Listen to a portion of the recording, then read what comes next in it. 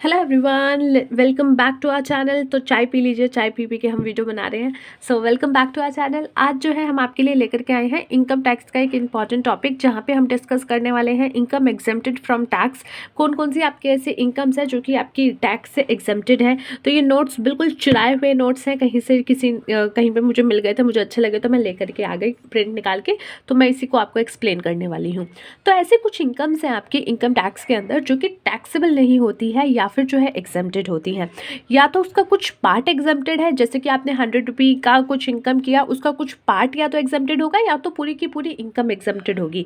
अब यहाँ पे ऐसी कुछ कुछ सिचुएशंस होती हैं या फिर थोड़ी बहुत ऐसी सिचुएशंस होती हैं जहाँ पे आपकी वो इनकम जो है एग्जेम्प्टेड होती हैं ना। कौन कौन सी इनकम्स आपकी हैं वो हम डिस्कस करेंगे। क्यों जानना ज़रूरी है? क्योंकि यहाँ पे एक बहुत ही तगड़ा क्वेश्चन आपका जो है एग्जाम में बन सकता है, जहाँ पे आपसे जो है 1 पॉइंट्स के जो है 6 to 7 पॉइंट्स मिला करके एक फुल फिच 6-7 से क्वेश्चंस बना दिए जाएंगे, 6-7 मार्क्स के, जहाँ पे आपसे जो है हर पर्टिकुलर एक सिचुएशन दे दी जाएगी और कहा जाएगा कि बताओ बताओ सांबा, सुन रहे हो ना विनोद, ऐसी सिचुएशन है और तुम बताओ कि ये जो है एग्जेम्प्टेड है या फिर जो है टैक्सेबल है, या फिर इसकी इनकम जो है टैक्सेबल रहेगी या नॉन टैक्सेबल रहेगी या फुल्ली एग्जेम्प्टेड, या जो भी आपकी सिचुएशंस बनती हैं वो रहेगी। सो वहाँ पे आपको जो है वो केस स्टडी के तौर पे देखने को मिलेंगे। तो इसीलिए ये कॉन्सेप्ट क्लियर करना ज़रूरी है। तो चलिए, बहुत बातें हो गई, शुरू करते हैं कॉन्सेप्ट के बारे में। तो यहाँ पे कुछ आपके ऐसे इनकम्स हैं which do not form a part of total income and these are also called as income exempt from tax. यानी ऐसी कुछ इनकम्स होती हैं जो कि आपके टोटल इनकम में नहीं जोड़ी जाती हैं और उसको जो है एग्जेम्प्ट फ्रॉम टैक्स भी माना जाता है। ये कहा जाता है कि ये इनकम जो है ये एग्जेम्प्टेड है फ्रॉम टैक्स के। ऐसे एग्जेम्पशंस जो है incomes are given under section 10 of income tax act 1961। ये जो आपकी एग्जेम्प्टेड इनकम्स होती हैं उसको कवर अप किया गया है सेक्शन नंबर 10 के तहत, जिनमें से कुछ एग्जेम्पशंस आपकी कुछ इस तरीके से हैं। सबसे पहले एग्रीकल्चर इनकम जो कि आती है सेक्शन नंबर 10 सबसेक्शन 1 के अंदर। अब एग्रीकल्चर इनकम क्या होती है? ऐसी इनकम जो कि आपकी एग्रीकल्चर लैंड से रिलेटेड है, जो है एग्रीकल्चर एक्टिविटी से रिलेटेड है। अगर आपको एग्रीकल्चर लैंड से कोई रेंट या फिर रेवेन्यू रिसीव हुआ है तो उस सिचुएशन में वो अमाउंट आपका एग्रीकल्चर इनकम कहलाया जाता है और वो आपके हाथों में एग्जेम्प्टेड होता है। प्लस कुछ सिचुएशन ऐसी होती है एग्रीकल्चर में, अगर आप देखो तो एग्रीकल्चर एक्टिविटीज़ में कुछ एक्टिविटीज़ ऐसी हैं जहाँ पे आपका, जैसे कि अगर आपने कॉफ़ी को ले लीजिए। कॉफ़ी का हमने पिछली बार देखा था जब हमने एग्रीकल्चर इनकम पढ़ा, तो अगर आप कॉफ़ी को क्योर्ड कर रहे हो या फिर उसकी प्रोसेसिंग करके आगे सेल कर रहे हो तो 60-40 का एक रेशियो बनाया जाता है कि 60% अमाउंट जो है उसका इनकम का आपका जो है एग्रीकल्चर माना जाएगा और 40% नॉन एग्रीकल्चर माना जाएगा। तो agriculture income in India is totally exempted from tax, पूरा का पूरा जो है एग्जेम्प्टेड है। However such income is to be aggregated in case of certain assessees for the purpose of determining rate of tax और नॉन एग्रीकल्चर इनकम। ठीक है, but कुछ पॉइंट्स में, कुछ चीज़ों में जो है आपको एग्रीगेट करना पड़ता है, कि आपको जो है देखना पड़ता है कि कौन सा पॉइंट कितना आपका एग्रीकल्चर इनकम है, कौन सा नॉन एग्रीकल्चर इनकम है। ये कुछ सिचुएशंस में है, जैसे आपका रबड़ वाली सिचुएशन में था, आपका जो है कॉफ़ी की सिचुएशन में था, टी कॉफ़ी में, तो उस सिचुएशन में आपको डिटरमाइन करना पड़ता है। Next is receipt by a member from a HUF। अब HUF के द्वारा, HUF क्या होता है? हिंदू अनडिवाइडेड फैमिली, जो कि साथ मिलकर बिजनेस करते हैं। सेक्शन 10 सबसेक्शन 2 कहता है कि अगर आपने कोई भी सम रिसीव्ड किया है किसी भी इंडिविजुअल ने जो कि मेंबर है HUF का, ठीक है, और उसने कुछ अमाउंट रिसीव किया है HUF से, यानी हम हिंदू अनडिवाइडेड फैमिली से कोई अमाउंट रिसीव किया है, तो वहाँ पे वो अमाउंट रिसीव्ड बाय मेंबर, जो मेंबर ने रिसीव्ड किया है, दैट इज एग्जेम्प्टेड। तो कोई भी अमाउंट रिसीव किया गया है किसी इंडिविजुअल द्वारा जो कि एज अ मेंबर है किसका? हिंदू अनडिवाइडेड फैमिली का, either out of income of the family और out of income of state belonging to the family, is exempted from tax. तो यहाँ पे क्या बोला गया है कि आपने जो है उसके अमाउंट रिसीव किया है जो कि बिलोंगिंग था टू द फैमिली, या फिर जो है उसका एक तरीके से इनकम था उसका, उसमें से आपको कोई पार्ट मिला है, तो दैट इज़ आपके हाथ में exempted. Next is share of profit received by a partner from a firm. अब क्या होता है, पार्टनरशिप फर्म खुलती है, दो या दो से ज़्यादा लोग होते हैं। अब आप सबको पता होगा पार्टनरशिप फर्म जब आप रजिस्टर करा लेते हो तो आपके पास उसका एक अलग पैन नंबर आ जाता है, तो वो अब उसके नाम से अपनी इनकम टैक्स रिटर्न जाती है। तो जब पार्टनरशिप फर्म अपनी इनकम कमाता है तो वो उस पर टैक्स ऑलरेडी दे देता है, तो इसीलिए उसके पास अब जो टैक्स देने के बाद अमाउंट बचता है, जो प्रॉफिट बचता है, वो बिल्कुल क्लियर साफ एक जो है एक नंबर का माल होता है। तो वो जो है ऑलरेडी टैक्स पे कर चुका है, जो पार्टनरशिप फर्म है ऑलरेडी टैक्स पे कर चुकी है, और वो जो प्रॉफिट बचा है उसमें अब पार्टनर्स का अपना अपना हिस्सा है। अब वो पैसा पार्टनर्स के पास आ गया, पार्टनर्स ने उसमें से अपना अपना हिस्सा ले लिया, शेयर ले लिया प्रॉफिट का। अब पार्टनर्स के हाथ में जो प्रॉफिट आया है वो उनके हाथ में टैक्सेबल नहीं होगा, वो एग्जेम्प्टेड होगा। क्यों? क्योंकि वो ऑलरेडी पार्टनरशिप फर्म के पास पैसा जब था तो उसने टैक्स पे कर दिया था, और इसने जो है अब सिर्फ इन लोगों को, पार्टनर्स को हिस्सा दिया है, जो भी उनका हिस्सा शेयर बनता था। तो यहाँ पे इसीलिए ऑलरेडी एक बार इनकम पे टैक्स भरा जा चुका है, अब दोबारा नहीं भरा जाएगा। इन case of a person being a partner of a firm which is separate assessed by such, his or her share in the total income of the firm is exempted from tax. Next point is your interest on non resident account. अब क्या होता है, कुछ आपके ऐसे account होते हैं जो नॉन रेजिडेंट अकाउंट होते हैं, जैसे आप किसी कंट्री के रेजिडेंशियल नहीं हो, नॉन रेजिडेंशियल हो, तो वहाँ पे अगर आपका कोई अकाउंट पे इंटरेस्ट मिला है, जैसे इन case of an individual who is not resident in India, कोई पर्सन जो कि इंडिया का रेजिडेंट है ही नहीं, उसका यहाँ पे कोई अकाउंट है, any income by way of interest on money standing to his credit in a non resident account in any bank in India shall be exempted from tax if in certain condition are satisfied। क्या बोला गया है कि let suppose कोई person है जो कि बाहर का रहता है, बाहर का रहता है यानी कि इंडिया के बाहर का पर्सन है, उसने कोई अकाउंट हमारे देश में खुलवाया हुआ है, तो ऑब्वियसली पॉसिबल है वो अकाउंट खोल सकता है, कोई इशू नहीं है। तो यहाँ पे जो उसने अकाउंट खोला हुआ है उस पर अगर कोई उसको इंटरेस्ट मिला है तो वो उसके हाथ में जो है एग्जेम्प्टेड रहेगा, क्योंकि 100-500 रुपये का इंटरेस्ट मिला या कुछ भी थोड़ा सा इंटरेस्ट मिला, उसके ऊपर जो है आप क्या ही इनकम अब चार्ज करोगे। तो वहाँ पे सर्टन कंडीशंस दी हुई हैं, अगर वो सेटिस्फाई हो जाती हैं तो उसको कोई टैक्स पे करने की ज़रूरत नहीं है, वो एग्जेम्प्टेड होगा। Next point is section number 10 subsection 6 that talks about the remuneration to person who are not citizen to India. यानी कोई पर्सन जो कि इंडिया का सिटीजन नहीं है उसको आपने रेम्यूनरेशन दिया है, रेम्यूनरेशन दिया है तो वो भी उसके हाथ में जो है एग्जेम्प्टेड होगा। रेम्यूनरेशन रिसीव्ड बाय डिप्लोमेंट्स एटसेट्रा, जैसे कि डिप्लोमेंट्स होते हैं उनको जो है रेम्यूनरेशन दिया जाता है, तो वहाँ पे जो है वो एग्जेम्प्टेड होगा। रेम्यूनरेशन रिसीव्ड किया गया है किसी foreign national as an employ of a foreign enterprises के द्वारा, नॉन रेजिडेंशियल एम्प्लॉय है जो कि फॉरेनशिप में आया है। Remuneration of employ of foreign government during his training in India, तो आपको जो है ये सारी चीज़ें अगर ऐसी हुई हैं तो उस सिचुएशन में वो उसके हाथ में एग्जेम्प्टेड होगा। अलाउंस और परक्विजिट्स आउटसाइड इंडिया, कई बार होता है इंडिया के बाहर हमारे लोग जाते हैं, गवर्नमेंट के लोग जाते हैं, जैसे इंडिया के बाहर जा रहे हैं, तो वहाँ पे अगर उनको कुछ अलाउंस मिला है, परक्विजिट्स मिली हैं, क्योंकि वहाँ पे वो गए हैं तो उनको कुछ ना कुछ खाना पीना तो करना पड़ेगा। जैसे आपने देखा होगा गवर्नमेंट के कुछ लोग मतलब अब तो काफ़ी अच्छी चीज़ें सुनने में मिलती है, लेकिन कुछ लोग क्या होता है, आज भी आपने देखा होगा कि हमारे सिंगापुर जाने की जो है फाइल क्लियर नहीं हुई है, तो ऐसी सिचुएशन आती है। क्यों? क्योंकि उनको पता है कि यार बाहर जाएंगे थोड़ा खर्चा पर्चा करेंगे, गवर्नमेंट का पैसा है, कुछ नहीं देना हमको।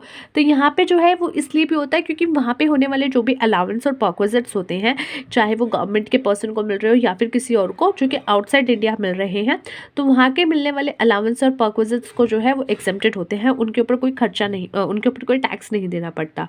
Any allowance or perquisites paid or allowed as such outside India by the government to a citizen of India। अब ध्यान देना यहाँ क्या बोला गया है, by the government, यानी गवर्नमेंट के द्वारा प्रोवाइड कराए जा रहे हैं to a citizen of India for rendering service outside India are exempted, जो कि किसको दिए जा रहे हैं, इंडिया के किसी सिटीजन को, ताकि वो बाहर यानी कि इंडिया के बाहर कुछ सर्विसेज हमें प्रोवाइड कर दे बाहर के जगह पे जा करके, और वो जो है एग्जेम्प्टेड होती हैं। Payment under Bhopal gas leak disaster, आपको याद होगा भोपाल गैस लीक डिजास्टर हुआ था, जहाँ पे भोपाल में जो है गैस लीक हो गई थी और उससे काफ़ी लोगों की जो है मौत हो गई थी, या ये कह लीजिए एक तरीके से मतलब दुखद मौत थी वो।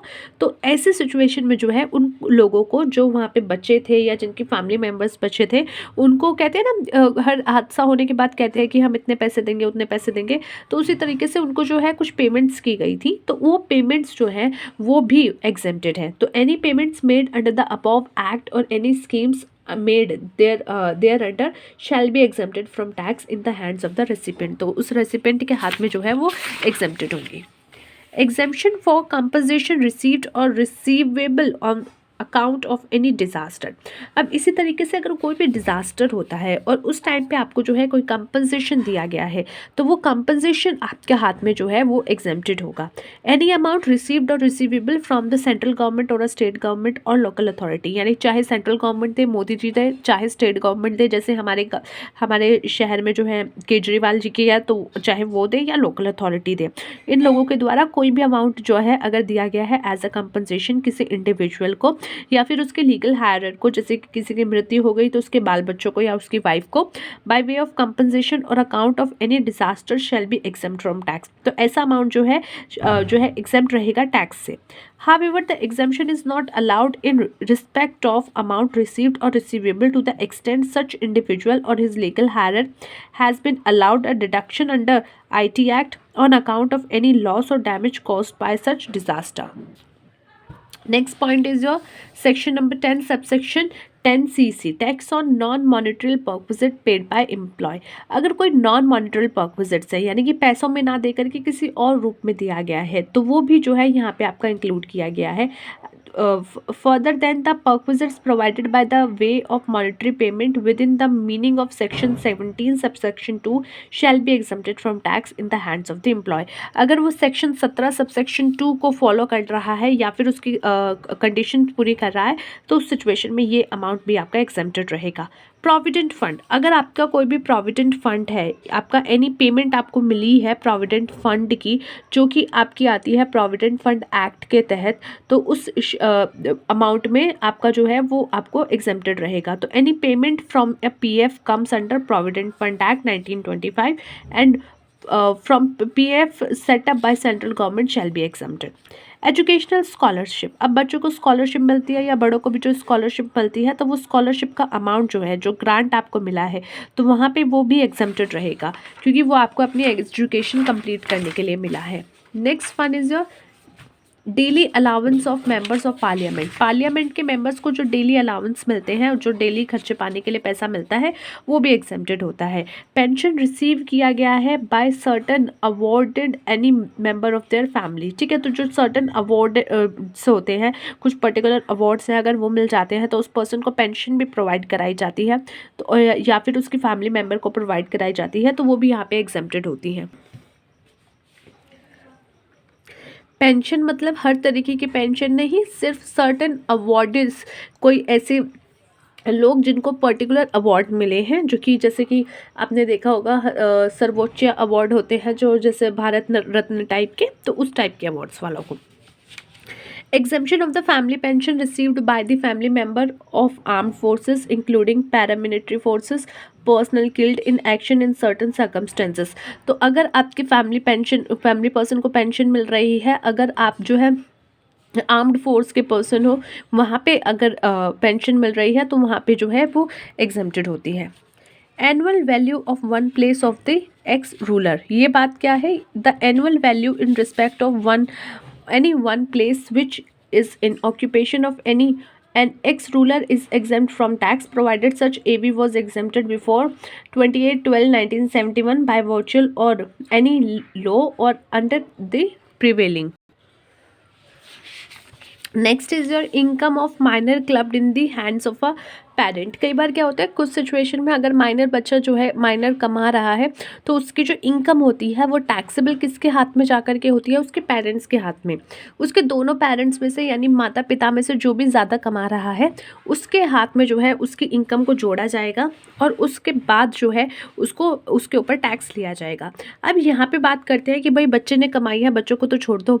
तो यानी कि यहाँ पे बच्चों को छोड़ दो का मतलब सिर्फ इतना ही है कि भैया सुनो, यहाँ पे सिर्फ और सिर्फ 1500 रुपये ही छोड़े जाएंगे, उसके अलावा कोई और अगर ज़्यादा अमाउंट कमा रहा है तो उस पर टैक्स भर दो। जैसे इनकम है माइनर चाइल्ड की 1 लाख रुपए, तो उसमें से जो है एग्जेम्प्टेड होगा सिर्फ 1500, और बाकी का जो बचा 98,500, तो ये जो होगा टैक्सेबल हो जाएगा पेरेंट्स के हाथ में। सिर्फ 1500 रुपये की यहाँ पे एग्जेम्पशन होती है।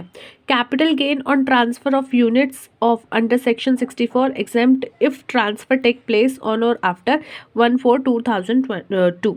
अगर कोई ऐसा ट्रांसफर हुआ है यूनिट्स का जो कि सेक्शन नंबर 64 के तहत हुआ है, तो यहाँ पे भी वो आपका जो है एग्जेम्प्ट रहेगा। डिविडेंड जो है हाथ में शेयर होल्डर्स के हाथ में एग्जेम्प्टेड होते हैं, in hand of shareholder are exempted. ये आपके कुछ अमाउंट तक ही एग्जेम्प्टेड होते हैं, पूरे अमाउंट नहीं होते। Exemption of long term capital gain arising from sale of shares and units, exemption of amount received by an individual as loan under reverse mortgage scheme. यहाँ पे डिविडेंड आपका देखा जाए तो यहाँ पे भी आपकी क्राइटेरिया बनाई गई हैं। जैसे इंडियन कंपनी के तहत है तो यहाँ पे आपको 1 लाख रुपये के तहत हो जाएगा, और अदर फॉरेन है तो वहाँ पे ऐसा कुछ नहीं है, वहाँ पे आपको फिर टैक्स देना पड़ेगा। तो ये थे गाइस आज का हमारा टॉपिक, जहाँ पे हमने डिस्कस किया आपका एग्जम्पशन इनकम के बारे में। मिलते हैं नेक्स्ट वीडियो में। Till then take care of yourself and take care of your health.